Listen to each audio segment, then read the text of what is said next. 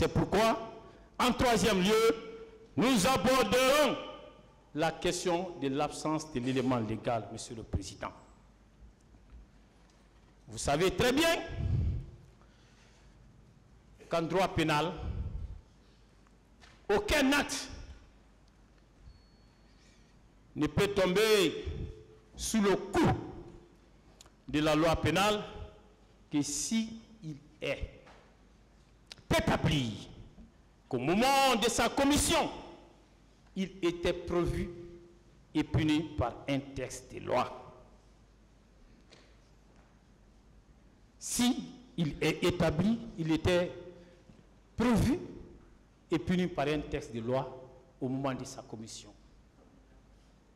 Mes éminents confrères vous ont rappelé les dispositions de notre code de procédure pénale qui prévoit clairement qu'une infraction doit être définie par la loi dans ses éléments constitutifs. Monsieur le Président, quelle est la loi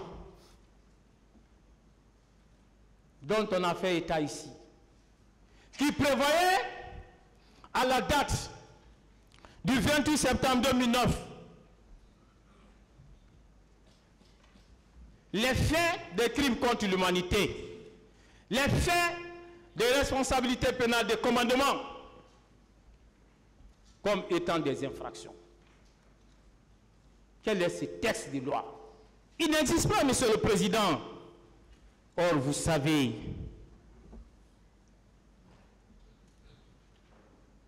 qu'en droit pénal, il est des principes que nul criminel nul pena sine lege, Monsieur le Président. Pas d'infraction, pas de sanction, sans texte de loi applicable. Peut-on demander la requalification des faits qui, au moment de leur commission, n'étaient nullement prévus et punis par une quelconque loi nationale? Loi nationale, j'y reviendrai. C'est extrêmement important, Monsieur le Président. Il n'y en a pas. Et s'il n'y en a pas, le principe de la légalité des délits et des peines qui constitue une garantie de sécurité contre l'arbitraire vous interdit, Monsieur le Président, d'accepter une quelconque qualification sur le fondement des faits qui, au moment de leur commission, n'étaient pas conçus d'infraction à la loi pénale guinéenne. Il s'agit de cela. Mais, Monsieur le Président, ce qui est intéressant dans ce dossier, on vous parle du traité de Rome. On vous dit non, le traité de Rome prévoyait ces infractions. Mais, Monsieur le Président, je voudrais que vous preniez même le réquisitoire supplétif de Monsieur le procureur de la République. D'alors, il a visé l'article 28 du traité de Rome. Mais, Monsieur le Président, est-ce qu'en ce moment, il y avait une loi en République de Guinée qui permettait la répression de cette infraction? Vous savez, c'est bien de ratifier un traité. Et les partis civils de l'autre côté nous ont servi de conclusion par rapport à cette question de ratification. Mais ce que les partis civils n'ont pas compris relativement à cette question de ratification, c'est que la ratification ne suffit pas pour qu'une convention, pour que la convention ratifiée, le traité ratifié reçoive application. Reçoive application sur le territoire national. Monsieur le Président, la question de la répression des infractions pose et a toujours posé la question de souveraineté des États. Les États sont jaloux de leur souveraineté. Aucun État n'acceptera d'appliquer sur son territoire national une convention, quelle qu'elle soit, tant que cette convention, Monsieur le Président, n'est pas intégrée dans sa loi nationale. Cela d'ailleurs s'explique par le principe de territorialité de la loi pénale. Seules les juridictions nationales sont compétentes conformément à la loi nationale, Monsieur le Président, pour juger les infractions commises sur le territoire national. On vous parle du traité de Rome. Mais c'est qu'ils oublient. Quand vous prenez l'article 28 de ce traité, les articles 7 et les articles 77, c'est vrai, ce traité prévoit des faits de crimes contre l'humanité. C'est vrai, ce traité prévoit la responsabilité pénale de commandement des chefs militaires. C'est vrai, ce traité prévoit des peines.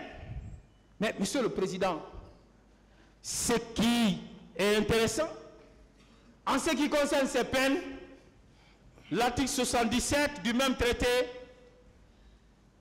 est clair, exclut toute compétence à une juridiction nationale pour leur application. Et l'article 77 dit ceci: sous réserve de l'article 110, la Cour peut prononcer contre une personne déclarée coupable d'un crime visé à l'article 5 du présent traité une peine d'emprisonnement à temps de 30 ans ou plus, une peine d'emprisonnement à perpétuité si l'extrême gravité du crime et la situation personnelle du condamné le justifie. Donc, ça veut dire que lorsque vous prenez le traité qui prévoit des incriminations, qui prévoit des sanctions applicables, vous ne pouvez pas appliquer ces incriminations, vous ne pouvez pas statuer sur ces incriminations, vous ne pouvez pas appliquer les sanctions applicables à ces incriminations, tant que ce n'est pas traduit dans la loi pénale, dans la loi nationale, tant que notre législation, Monsieur le Président, n'intègre pas le traité. C'est là aussi simple. Et vous verrez que le code, le traité, disons, est clair. Le traité reconnaît la compétence de ces infractions, la possibilité de prononcer ces peines exclusivement à la Cour pénale internationale. Comment peut-on vous demander d'appliquer ces traités? Vous n'êtes pas la Cour pénale internationale. Vous êtes heureusement une juridiction nationale, Monsieur le Président, et vous devez vous prononcer par rapport à nos textes de loi. Monsieur le Président, la partie civile a commencé un raisonnement. Elle aurait dû poursuivre ce raisonnement, mais elle s'est arrêtée à mi-chemin. Parce que la partie civile a fait état de la Constitution du 23 décembre 1990. La partie civile a fait également état de la Constitution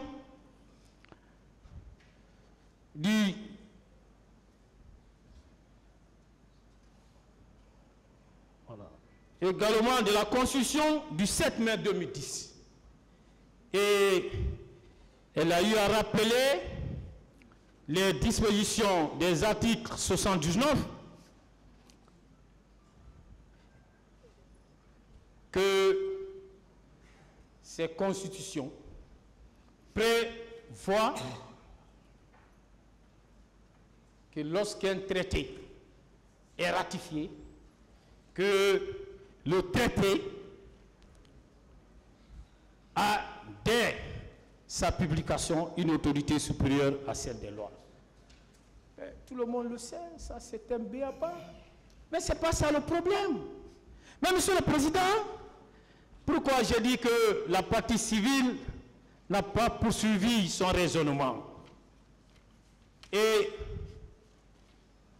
pourquoi la partie civile, en parlant de cette constitution du 23 décembre 1990, ne vous a pas fait état des dispositions de l'article 59 de la même constitution?